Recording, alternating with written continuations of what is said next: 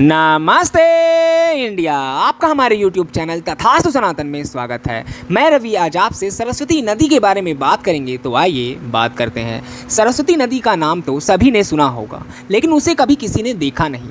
माना जाता है कि प्रयाग में गंगा, यमुना और सरस्वती का मिलन होता है, इसलिए उसे त्रिवेणी संगम कहते हैं। लेकिन यह शोध का विषय है कि क्या सचमुच सरस्वती कभी प्रयाग पहुंचकर गंगा या यमुना में मिली? जब नहीं मिली तो क्यों कहा जाता है त्रिवेणी संगम? आओ जानते हैं सरस्वती नदी की सच्चाई। अधिकतर इतिहासकार भारत के इतिहास की पुख्ता शुरुआत सिंधु नदी की घाटी की मोहनजोदड़ो और हड़प्पा कालीन सभ्यता से मानते थे। लेकिन अब जब से सरस्वती नदी की खोज हुई है, भारत का इतिहास बदलने लगा है। अब माना जाता है कि यह सिंधु घाटी की सभ्यता से भी कई हजार वर्ष पुरानी है। माना जाता है कि सुमेरु के ऊपर अंतरिक्ष में ब्रह्मा जी का लोक है, जिसके आसपास इंद्रादि लोकपालों की 8 नगरियां बसी हैं। गंगा नदी चंद्रमंडल को चारों ओर से अपलावित करती हुई ब्रह्मलोक में गिरती है और सीता, अलकनंदा, चक्षु और भद्रा नाम से 4 भागों में विभाजित हो जाती है। सीता पूर्व की ओर आकाश मार्ग से एक पर्वत से दूसरे पर्वत होती हुई अंत में पूर्व स्थित भद्राश्व वर्ष को पार करके समुद्र में मिल जाती है, यानी चीन की ओर जाके समुद्र में मिल जाती है। अलकनंदा दक्षिण दिशा से भारतवर्ष में आती है और 7 भागों में विभक्त होकर समुद्र में मिल जाती है। चक्षु पश्चिम दिशा के समस्त पर्वतों को पार करती हुई केतुमाल नामक वर्ष में बहते हुए सागर में मिल जाती है। भद्रा उत्तर के पर्वतों को पार करते हुए उत्तर कुरु रूस होते हुए उत्तरी सागर में जा मिलती है। धर्म और संस्कृत ग्रंथों के अनुसार सरस्वती का अस्तित्व था।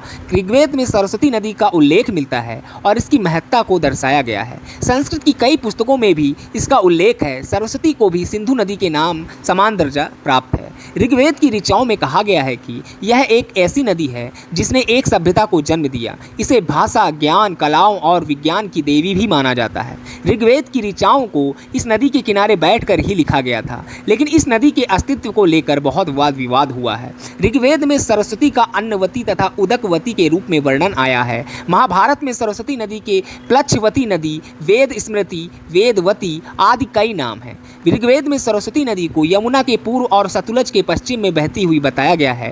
तांडय और जैमिनीय ब्राह्मण में सरस्वती नदी को मरुस्थल में सूखा हुआ बताया गया है। महाभारत में सरस्वती नदी के मरुस्थल में विनाशन नामक जगह पर विलुप्त होने का वर्णन है। इस नदी के किनारे ब्रह्मवर्त था, कुरुक्षेत्र था, लेकिन आज वहाँ जलाशय है। महाभारत में भी सरस्वती का उल्लेख है और कहा गया है कि यह गायब हो गई नदी है। जिस स्थान पर यह नदी गायब हुई उस स्थान को विनाशना अथवा उपमजना का नाम दिया गया। इस बात का भी उल्लेख है कि बलराम ने द्वारका से मथुरा तक की यात्रा सरस्वती नदी से की थी और लड़ाई के बाद यादवों के पार्थिव अवशेषों को इसमें बहाया गया था, यानी तब इस नदी से यात्राएं भी की जा सकती थी। एक फ्रेंच प्रोटो हिस्टोरियन माइकल डैनिनो ने नदी की उत्पत्ति और इसके लुप्त होने के संभावित कारणों की खोज की है। वे कहते हैं कि ऋग्वेद के मंडल 7वें के अनुसार एक समय पर सरस्वती बहुत बड़ी नदी थी जो कि पहाड़ों से बहकर नीचे आती थी। अपने शोध द लास्ट रिवर में डैनिनो कहते हैं कि उन्हें बरसाती नदी घग्गर नदी का पता चला।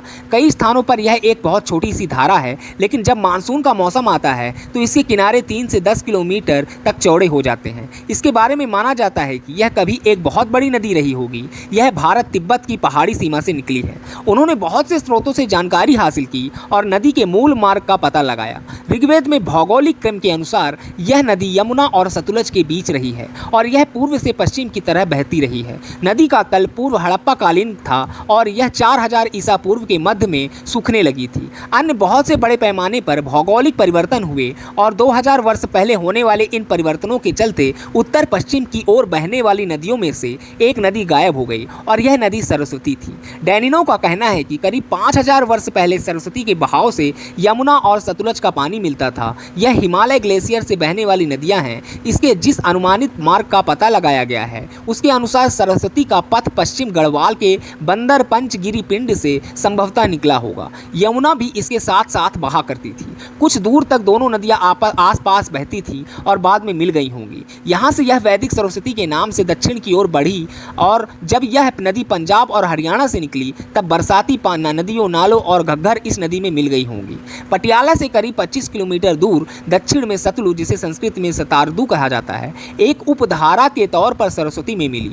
घग्गर के तौर पर आगे बढ़ती हुई यह राजस्थान और बहावलपुर में हाकरा के तौर आगे बढ़ी और सिंध प्रांत के नारा में होते हुए कच्छ के रण में विलीन हो गई। इस क्षेत्र में यह सिंधु नदी के समानांतर बहती थी। इस क्षेत्र में नदी के होने के कुछ और प्रमाण हैं। इसरो के वैज्ञानिक ए.के. गुप्ता का कहना है कि थार के रेगिस्तान में पानी का कोई स्रोत नहीं है, लेकिन यहाँ कुछ स्थानों पर ताजे पानी के स्रोत मिले हैं। जैसलमेर जिले में जहाँ बहुत कम बरसात होती है, जो कि 150 मिलीमीटर से भी कम है, यहाँ 50 से 60 मीटर पर भूजल मौजूद है। इस इलाके में कुएं साल भर नहीं सूखते। इस पानी के नमूनों में ट्राइटियम की मात्रा निम्न है, जिसका मतलब है कि यहाँ आधुनिक तरीके से रिचार्ज नहीं किया गया है। स्वतंत्र तौर पर आइसोटोप विश्लेषण से भी इस तथ्य की पुष्टि हुई है कि रेत के टीलों के नीचे ताज़ा पानी जमा है और रेडियो कार्बन डाटा इस बात का संकेत देते हैं कि यहाँ कुछ 1000 वर्ष पुराना भूजल मौजूद है।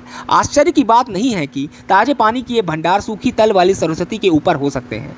यह 6 नदियों की माता सप्तमती नदी रही है। यह स्वयं पायसा अपने ही जल से भरपूर औरों का विशाल रही है। यह आदि मानव के नेत्रोन्मीलन से पूर्व काल में न जाने कब से बहती रही थी।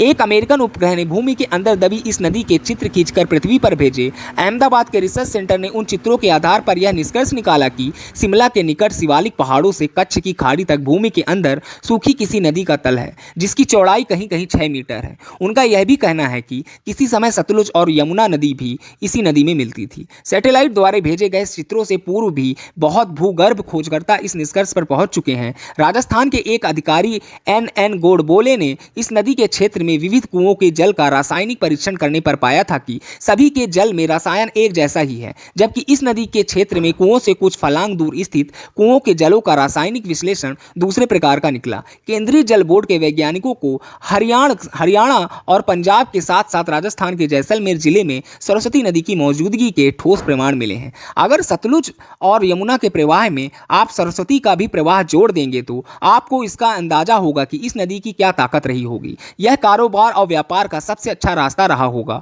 और इसके उर्वरक डेल्टा और बेसिन के आसपास रिहायशी बस्तियां भी रही होंगी। लेकिन प्राचीन समय में कुछ बड़े भूकंपों के कारण उत्तर भारत की भौगोलिक स्थिति को पूरी तरह से बदल कर रख दिया गया। ये भूकंप इतने शक्तिशाली थे कि सरस्वती और इसकी उपधाराओं के पुराने रास्ते ही बदल गए। इसका परिणाम यह हुआ कि सतलुज ने रास्ता बदला और यह पश्चिम में सिंधु नदी से जा मिली और यमुना नदी पूर्व की ओर गंगा के पास आ गई। ऐसा प्रतीत होता है कि पृथ्वी की संरचना आंतरिकी में हुए बदलाव के चलते सरस्वती भूमिगत हो गई और यह बात नदी के प्रवाह को लेकर आम धारणा के काफी करीब है। सरस्वती सिंधु के इलाके में बड़े पैमाने पर ग्राउंड फॉल्स को सैटेलाइट तस्वीरों से भी जाना जा सकता है। यह परिवर्तन सरस्वती सिंधु के क्षेत्रों में हुआ और इस कारण से सरस्वती का पानी नीचे चला गया और सरस्वती भूमिगत होकर गायब हो गई। अगर हम पानी के इस प्राचीन स्रोत को फिर से जीवित कर सकें तो यह पश्चिमी और उत्तरी राजस्थान की सूखी धरती के लिए बहुत बड़ा उपकार होगा। लगभग इसी काल में एक वैश्विक सूखा पड़ा जिसके कारण संसार की सभ्यताएं प्रभावित हुई।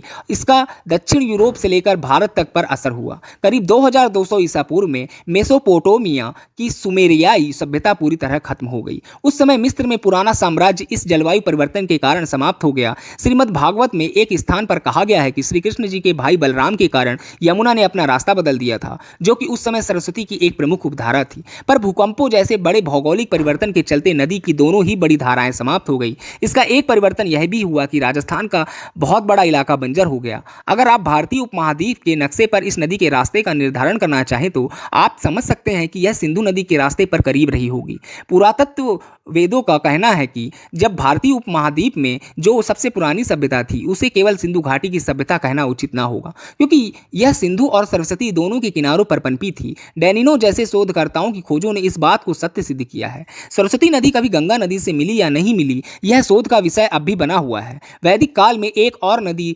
दृष्टदती का वर्णन भी आता है। यह सरस्वती नदी की सहायक नदी थी। यह भी हरियाणा से होकर बहती थी। कालांतर में जब भीषण भूकंप आए और हरियाणा तथा राजस्थान की धरती के नीचे पहाड़ ऊपर उठे तो नदियों के बहाव की दिशा बदल गई। एक और जहां सरस्वती लुप्त हो गई वहीं दृष्टदती के बहाव की दिशा बदल गई। इस दृष्टदती को ही आज यमुना कहा जाता है। इसका इतिहास 4000 वर्ष पूर्व माना जाता है। भूचाल आने के कारण जब जमीन ऊपर उठी तो सरस्वती का आधा पानी यमुना में गिर गया, इसलिए यमुना के साथ सरस्वती का जल भी प्रवाहित होने लगा। इसलिए प्रयाग में 3 नदियों का संगम माना गया। महाभारत में सरस्वती नामक 7 नदियों का उल्लेख किया गया। एक सरस्वती नदी यमुना के साथ बहती हुई गंगा से मिल जाती थी। ब्रजमंडल की अनुश्रुति के अनुसार एक सरस्वती नदी प्राचीन हरियाणा राज्य से ब्रज में आती थी और मथुरा के निकट अंबिका वन में बहकर गोकर्णेश्वर महादेव के समीपवर्ती उस स्थल पर यमुना नदी में मिलती थी।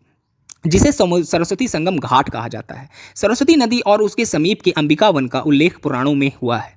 उस सरस्वती नदी की प्राचीन धारा भी अब नियमित रूप से प्रवाहित नहीं होती है। उसके स्थान पर सरस्वती नामक एक बरसाती नाला है जो अंबिका वन के वर्तमान स्थल महाविद्या के जंगल में बहकर जाता हुआ यमुना से मिलता है। साथ ही सरस्वती कुंड भी है। यह नाला, मंदिर, कुंड और घाट उस प्राचीन नदी की धारा की विद्यमान के प्रमाण है। इनसे ब्रज की परंपरा प्रागैतिहासिक कालीन स्वयंभुव मनु से जुड़ जाती है। मथुरा के स्वामी घाट का पुराना नाम संयम मन घाट है। भारत के एक और सिंधु नदी और उसकी सहायक नदियां बहती हैं तो दूसरी ओर ब्रह्मपुत्र और उसकी सहायक नदियां बहती हैं। दोनों के बीच सरस्वती, यमुना और गंगा का जल भारत के हृदय में है। पांचों और उनकी सहायक नदियों से जुड़ा यह संपूर्ण क्षेत्र भारतवर्ष कहलाता था। वैदिक धर्म ग्रंथों के अनुसार धरती पर नदियों की कहानी सरस्वती से शुरू होती है। सरिताओं में श्रेष्ठ सरस्वती सर्वप्रथम पुष्कर में ब्रह्म सरोवर से प्रकट हुई। महाभारत में मिले वर्णन के अनुसार सरस्वती नदियाँ हरियाणा में यमुनानगर से थोड़ा ऊपर और शिवालिक पहाड़ियों से थोड़ा नीचे आदि बद्री नामक स्थान से निकलती थी। आज भी लोग इस स्थान को तीर्थ स्थल के रूप में मानते हैं और वहां जाते हैं। प्राचीन काल में हिमालय से जन्म लेने वाली यह विशाल नदी हरियाणा, पंजाब, राजस्थान और गुजरात के रास्ते आज के पाकिस्तानी सिंध प्रदेश तक जाकर सिंधु सागर में गुजरती थी। सरस्वती के निकट ही दृष्टद्युति नदी बहती थी। मनु ने सरस्वती और दृष्टद्युति नदियों को दोबारा ब्रह्मवर्त प्रदेश की संज्ञा दी है। ब्रह्मवर्त का निकटवर्ती भूभाग ब्रह्म ऋषि प्रदेश कहलाता था। उसके अंतर्गत कुरु, मत्स्य, पंचाल और सूरसेन जनपदों की स्थिति मानी गई है। पुराणों के अनुसार आदिम मनु स्वयंभुव का निवास स्थल सरस्वती नदी के तट पर था। कहा जाता है कि कार्तिकेय को सरस्वती के तट पर देवताओं की सेना का सेनापति बनाया गया था। चंद्रवशी राजकुमार पुरुरवा को उनकी भावी पत्नी उर्वशी भी ही मिली थी। पहले कुरुओं का स्थान सिंधु तट पर था, बाद में सरस्वती तट हो गया। संसार में वंशियों के आतंक का खात्मा करने के बाद परशुराम ने इसी नदी के पवित्र करने वाले जल में स्नान किया था। एक लंबे समय तक चलने वाला युद्ध महाभारत भी सरस्वती नदी के किनारों पर लड़ा गया था। हालांकि उस वक्त यह नदी लुप्त हो रही थी। पुष्कर में ब्रह्म सरोवर के आगे, सुप्रभा तीर्थ से आगे, कांचनाक्षी से आगे, मनोरमा तीर्थ से आगे, गंगा द्वार में सुरेणु तीर्थ, कुरुक्षेत्र में ओदवती तीर्थ से आगे, हिमालय में विमलोदका तीर्थ है। उससे आगे सिंधु माता से आगे जहां सरस्वती की 7 धाराएं प्रकट हुई उसे सौगंधिक वन कहा गया है। उस सौगंधिक वन में प्लक्षक स्वर्ण नामक तीर्थ है जो सरस्वती तीर्थ के नाम से प्रसिद्ध है। रेगिस्तान में मुनि के शाप से भूगर्भित होकर सरस्वती लुप्त हो गई और पर्वतों पर ही बहने लगी। सरस्वती पश्चिम से पूरब की ओर बहती हुई सुदूर पूर्व नैमिषारण्य पहुंची। अपनी 7 धाराओं के साथ सरस्वती कुंज पहुंचने के कारण नैमिषारण्य का वह क्षेत्र सप्त सारस्वत कहलाया। यहाँ मुनियों के आवाहन करने पर सरस्वती अरुणा नाम से प्रकट हुई। अरुणा सरस्वती की 8वीं धारा बनकर धरती पर उतरी। अरुणा प्रकट होकर कौशिकी से मिल गई।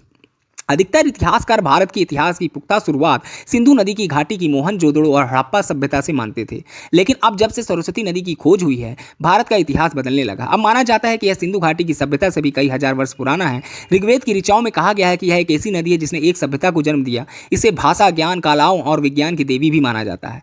हड़प्पा, सिंधु और मोहनजोदड़ो सभ्यता का प्रथम चरण 3300 से 2800 ईसा पूर्व, दूसरा चरण 2600 से 1900 ईसा पूर्व और तीसरा चरण 1900 से 1300 ईसा पूर्व तक रहा। इतिहासकार मानते हैं कि यह सभ्यता काल 800 ईसा पूर्व तक चलता रहा, लेकिन अभी सरस्वती की सभ्यता को खोजा जाना बाकी है। सदी की शुरुआत में एक हंगेरियाई पुरातत्व आरएल स्टीन ने हड़प्पा कालीन स्थलों की पहचान की है जो कि भारत में हरियाणा से लेकर पाकिस्तान के पंजाब तक में स्थित है। सरस्वती के तल के पास बहुत अधिक पुरातत्व महत्व के स्थल मौजूद हैं जिनकी संख्या करीब 360 है, जबकि सिंधु के किनारे ऐसे स्थलों की संख्या मात्र 3 दर्जन है। सरस्वती के प्राचीन मार्ग के पास करीब 300 से अधिक स्थलों की मौजूदगी का पता लगाया जा चुका है। इस नई खोज से यह बात भी सिद्ध होती है कि हड़प्पा कालीन सभ्यता का पतन कैसे हुआ। हालांकि प्राचीन पुराविदों का मानना है कि यह सभ्यता उत्तर से आए भूरी चमड़ी वाले रथों पर सवार, घोड़ों को अपने वश में रखने वाले और लोहे का इस्तेमाल करने वाले आर्यों के हमलों से नष्ट हो गई। लेकिन इस बात का दावा किया जा सकता है कि भारत की सर्वाधिक प्राचीन सभ्यता भारतीय उपमहाद्वीप में क्षेत्र की भौगोलिक स्थितियों में बड़े पैमाने पर हुए बदलाव के कारण संभव हुआ। इस बात का समर्थन करने वाला एक और अध्ययन 2003 से लेकर 2008 में किया गया। यह अध्ययन रोमानिया, पाकिस्तान, भारत, ब्रिटेन और अमेरिका के वैज्ञानिकों ने किया था। अपनी अत्याधुनिक जियोसाइंस तकनीक के बल पर शोधकर्ताओं ने निष्कर्ष निकाला कि हड़प्पा कालीन लोग अनुकूल और सहायक स्थितियों में रहा करते थे और उस समय पर्याप्त वर्षा होती थी, लेकिन 4000 वर्ष पहले स्थितियों में बदलाव आना शुरू हुआ। सरस्वती जैसी बड़ी और चौड़ी नदी के रास्ते में बदलाव से इसकी सहायक नदियों में बाढ़ आ गई और इनका रास्ता भी बदल गया। जब नदी का पानी कम हो गया तो सूखा पड़ना स्वाभाविक था और इसके किनारे बसे बड़े शहर और बस्तियों के लोगों को उत्तर, पश्चिम और पूर्व की ओर भागना पड़ा। पड़ा। पूर्व की ओर लोगों के पलायन से सरस्वती के साथ जो पवित्र गुण जुड़े हुए थे वे गंगा जैसी दूसरी नदियों के साथ जोड़े जाने लगे। हड़प्पा के शुरुआती स्थल घग्गर, हाकरा आदि घाटी में थे, कुछ सिंधु घाटी में तो कुछ गुजरात में थे। बाद के समय में घग्गर, हाकरा घाटी में ऐसे स्थलों की संख्या कम होती गई और गंगा के मैदान तथा सौराष्ट्र में बढ़ गई। वास्तव में सारस्वत ब्राह्मण समुदाय अपनी उत्पत्ति को सरस्वती नदी के किनारों से जोड़कर देखता है। ये लोग उत्तर में कश्मीर से लेकर पश्चिम में कच्छ और दक्षिण में कोंकण क्षेत्र तक में फैले थे। BCE बिफोर कॉमन इरा के वर्ष 1900 में परिपक्व हड़प्पा स्थल समाप्त हो गए और इसके निवासी बसने के लिए नए स्थानों की खोज करने लगे थे। करीबन 1900 वर्ष पूर्व जल्दी में छोटे छोटे गुटों में बटकर ये लोग सतलुज और घग्गर के पूर्वी किनारों पर पहुंचे और धीरे धीरे यमुना की ओर बढ़ते गए। मोहनजोदड़ो और सिंध के पश्चिमी देशों के हिस्सों के शरणार्थी सौराष्ट्र भाग गए और बाद में ये प्रायद्वीप के भीतरी हिस्से में बस गए। वीडियो अगर पसंद आए तो लाइक करें और चैनल को जरूर सब्सक्राइब करें। जय हिंद, जय भारत।